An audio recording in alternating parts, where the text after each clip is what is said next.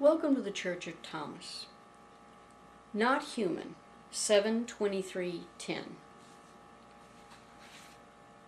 When a soldier is trained, one of the first things that they do after coming from their mom and their dad and the society that has told them that it is wrong to kill, that it is wrong to hurt people or take something that belongs to somebody else, the first thing that a soldier is taught is that the enemy, the others, them, are not in that category.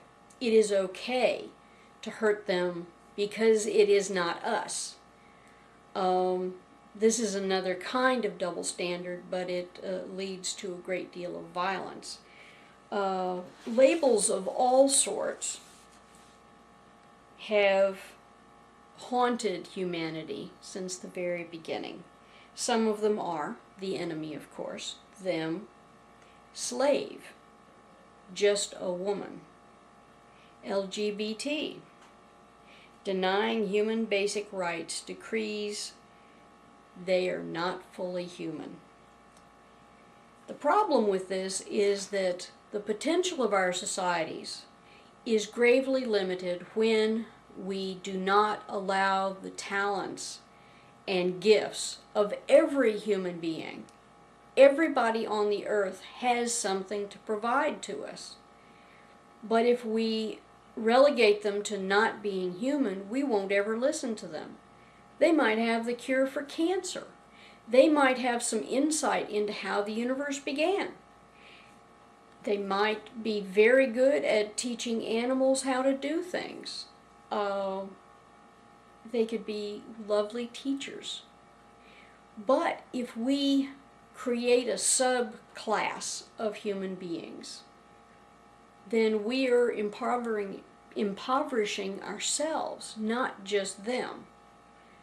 Lording it over somebody never did help them to create what they were destined to create, but what it did do is take away from us what they might have been able to give us. Here are a couple of quotes. This one I read in the last sermon, but I think it bears repeating. It's Matthew 5:43 through 47.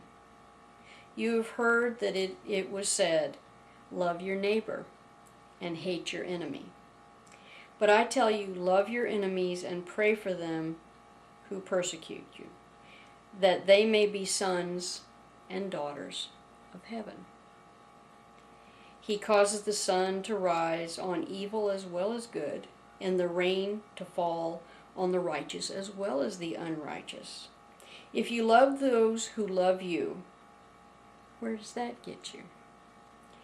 Are not even the tax collectors doing that? And if you greet your brothers, but not the stranger, what are you doing more than others? Don't even people that don't believe in God do that? Be perfect so that you can find God. Reconciler Gospel of Thomas, verse 68.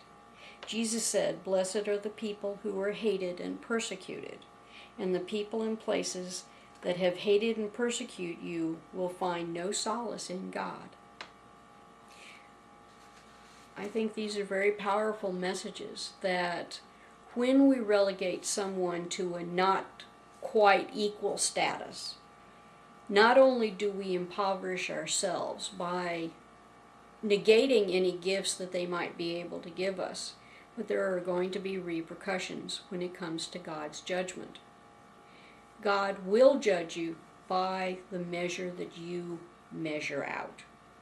If you measure out love and tolerance and acceptance and an eagerness to know what someone else's gift is, you will be blessed.